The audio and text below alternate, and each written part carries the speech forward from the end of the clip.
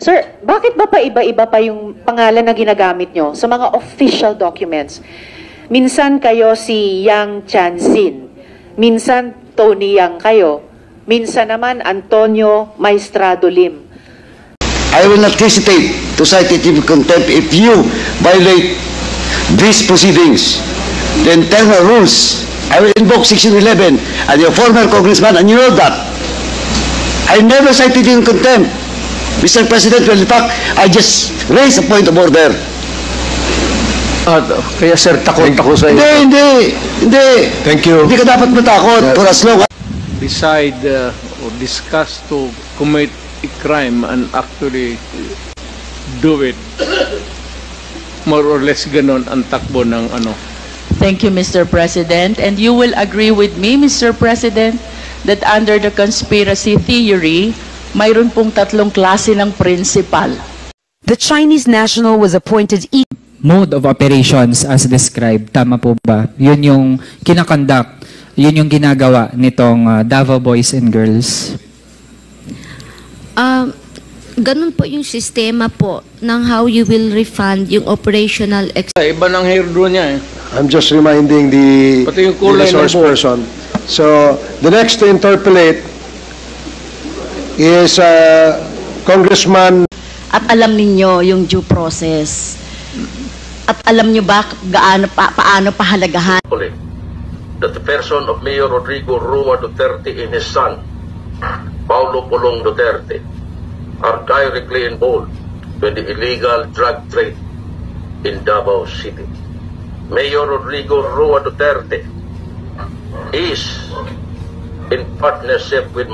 Ang kahilingan po namin ngayon, Mr. President, sana po, imbis na mura ang marinig namin sa inyo, sana po, bigyan nyo kami ng pagpapala sa Quadcom na ito. Sapagkat hindi personalidad ang tinutukoy namin dito. Ang tinutukoy po natin ito, issue na kinakailangan. That is my guarantee, and I will hang myself. Will the former president be okay that if we draft the waiver now, that it be signed today instead of tomorrow? Will you be fine with that, Mr. President? Anong kapalit, sir? Hindi. Sampalin ko sa publiko. Hindi, wala naman. Ngayon na. Wala pong gano'n. Sasampalin ko sa pulis, sa... Session suspended. I would like to manifest na gusto ng sambayanang Pilipino ang pagdurog niya sa mga kriminal, durugista at NPA na terorista. Kaya sila ibinoto at patuloy na mahal ng mga Pilipino.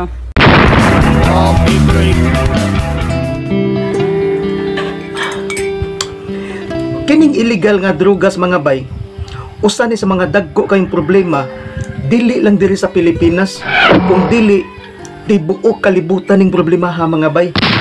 Kani daghan kog mga banda nga akong gipang idolo nga dili basta-basta og mga talento, tag-as kayo og mga naabtan, apan mitibugsok lang tungod aning problema ha.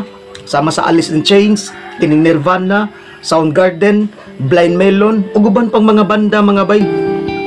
Maoy hinungdan nga sa dihang nahimugso sa kaysaysayan sa Pilipinas ang slogan sa War on Drugs nga gipanguluhan ni Duterte, kitang mga nagpakabana sa atong nasod, daghan ang misuporta ug tuod man usa ni sa rason nga bisan sa kadaghang kandidato nga mga kaatbang ni Digong nga mas lig-on pa og makinarya kaysa ni Digong, apan mipatigbabaw ang tingog sa katawhan mga bay.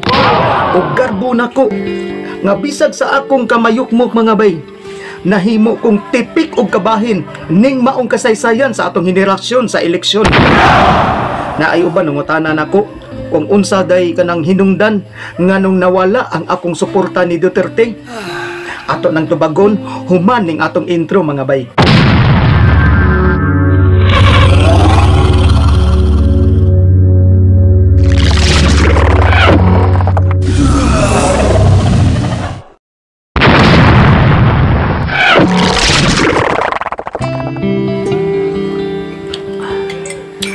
Sa golden rule sa usa ka Chinese philosopher nga si Confucius, matod pa niya don't do unto others what you don't want done unto you.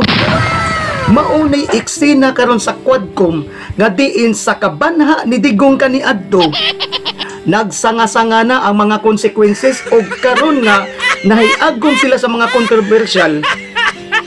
Huwag gas kayo magpa-victim effect nga matod pa, no? Matod pa nila gipiit sila o gipolitika lang daw sila. Mao ni resulta mga bay sa kagwatsinanggos pamulitika o sa kamatan sa pagpakuyanap anang mga tanim intriga. Unya tukbon po dayon sa ubang mga followers ug ipakatag arong ingnon nga murag tinuod apan dili sa tanang higayon mga bay nga musalir ang kinwanggol sa black propaganda ug kinini ang mind conditioning. Sama pananglit sa dihang gipadadaan siya og kinini ang formal invitation si Digong para sa Quadcom, pero may balibad si Digong ug matod pa niya wa kuno siya kadawat og impormasyon. Apan gibuking siya sa Quadcom ug giingnan nga dugay ra day siyang giimbitar apan wa lang gipublikar sa Quadcom tungod sa pagrespeto niya nga niagi og pagka-presidente sa atong nasod diri sa Pilipinas. Apan sa dihang gikanselar sa Quadcom ang kinini ang hearing at niadtong mga pizza 13 tungod sa daghang rearrangement sa mga testigos ug i-move sa pizza 21 ang hearing, diha pa nagpagawas og statement si Digong nga mutunga siya sa Quadcom ug aron ipaluto nga ang Quadcom ay nahadlok niya. Napagawas pa sila og mga mensahe nga bahala kuno dili madayon ang hearing sa Quadcom basta mutunga daw gihapon sila dito. Ang nahitabo napugos ang Quadcom sa paglibkas sa maong hearing. Daw sa murag giduaan lang ni Digong mga bay ang maong ahensya. Kung sa duwa pa nga pindigan na sa dama, murag na si Kwati na. Ang Quadcom pa mo'y mi-adjust niya. Resulta, puwerteng aligreha sa Quadcom mga bay. Kapibrit sa ka mga bay. Makita man gid ninyo no kung unsay pamatasan aning Digong dinhi samot nga nabisto nga di jud ni siya magsilbi og kinini mga formal debate kay muulbok kung ma-iskudo na sa panel debate dali lang sa puton napay mga istorya nga daghang likoy. Sa dihang iyang gihagik si Trillanes nga mupirma siya sa waiver basta ang kapalit iyang tamparuson si Trillanes. Apan si Trillanes may patol sa maong hagit o giuyunan siya nga sige andam siyang magpasagpa basta mupirma lang siya sa waiver. Daw si Digong murag dragon nga nag-alburuto dayong kuha sa microphone aron ihapak unta ni Trillanes. Bisag ultimo gani si dilema mga bay nga babayeng dako ug huyang na kay lagi idar-idarla na gihanan pa niya og sagpa. Mao ni inyong giingon inyong gipanghambog nga chess master political genius. Wait man dinig paminsar mga bay. Kung maapikis katarungan daugon na yun sa binastos kung palaaway man kayo. Apan unsa maghihinungdan nga nakapainit sa temperatura ni Digong. Cheers mga bay.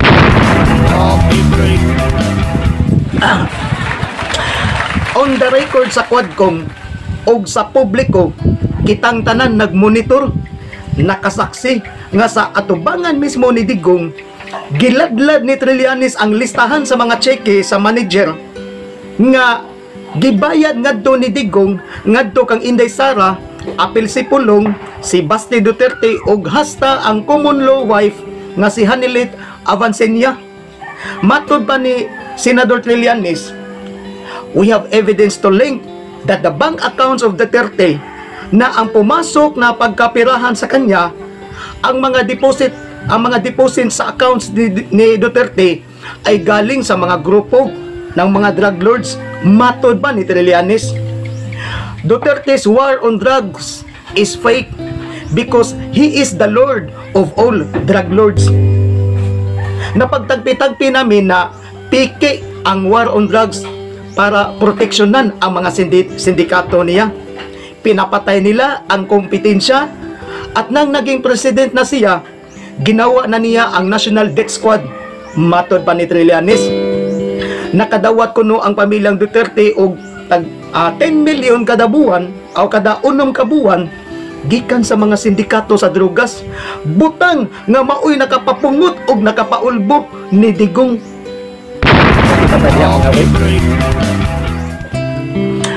Mauni usa sa mga hinungdan mga bay nga sa akong pagkasulid supporter sa DDS ni Digong, medyo nabugnaw ko aning maong aligasyon mga bay.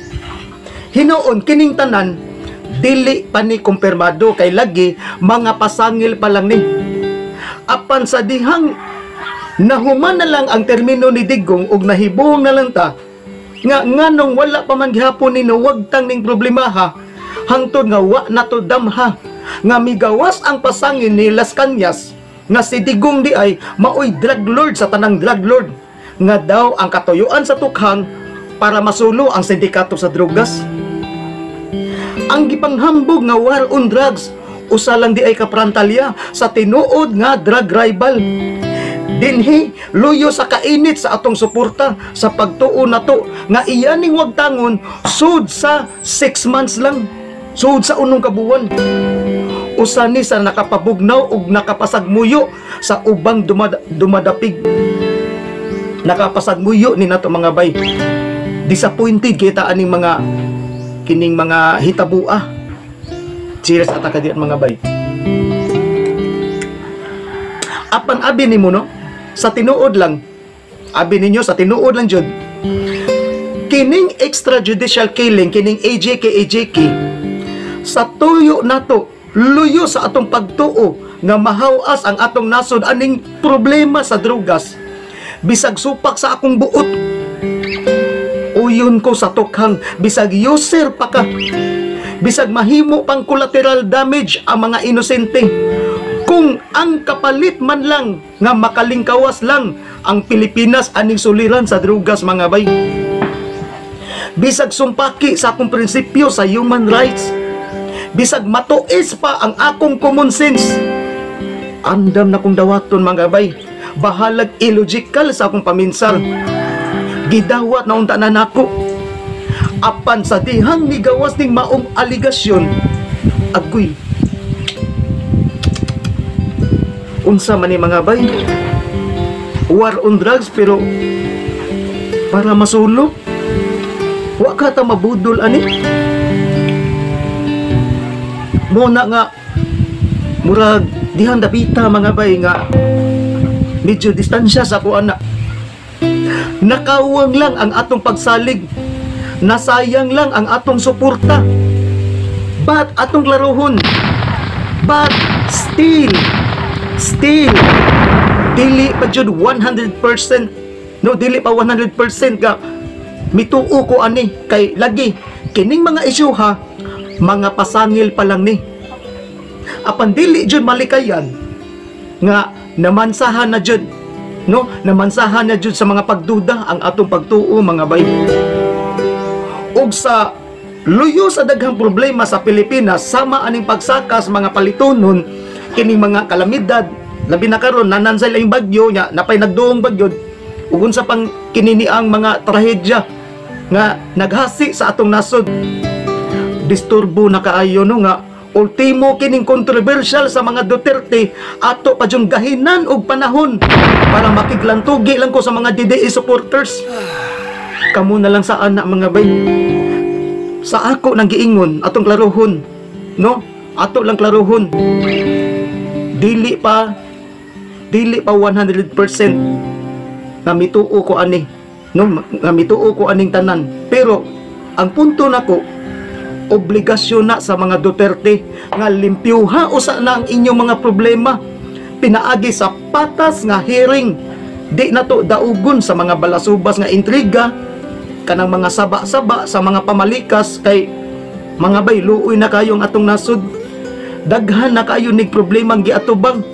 Unya asulon pataan ang bardugalan sa mga DDS. Unsa may makuha sa atong nasod anak mga bay? Kung wa tay gitaguan, kung tinuod nga scripted o papolitika lang ning tanan sa inyong mga kaadbang, limpyuhasan na ninyo. ipasubay sa saktong pangatarungan sa sistema. Di man pud mo kabintahaan kay naamoy igong gahom, daghan mo kwarta, na ay mga supporter atong tarungon.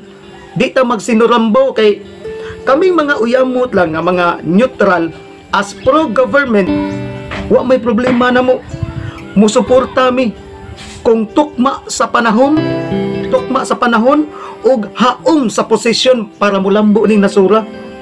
Wa ko'y pakialam mga bay, no? Wa ko'y pakialam kung didiis na inyong partido, Dilawan, BBM, Kakamping or unsa pa. Niagi na taan na. Basta pang pro-Filipino lang, no? Pang pro-Filipino lang ng imong goal ug moto sa Pilipinas, kana ato nang sauan ang imong slogan sa pagka-patriotic sa atong nasod ug atong ipaambit sa atong mga kaigsuonan nga nagpakabana kay anha diha magsugod ang atong vision, anha diha maumol ang unity by diversity regardless of who you are. Basta para sa atong nasod, ato nang suportaan mga bay ug atong panalikdan. Kanang gipanghambog ni Digong nga magpa-imbestigar siya sa ICC sa dinalian nga panahon, iyahan na ng risgo.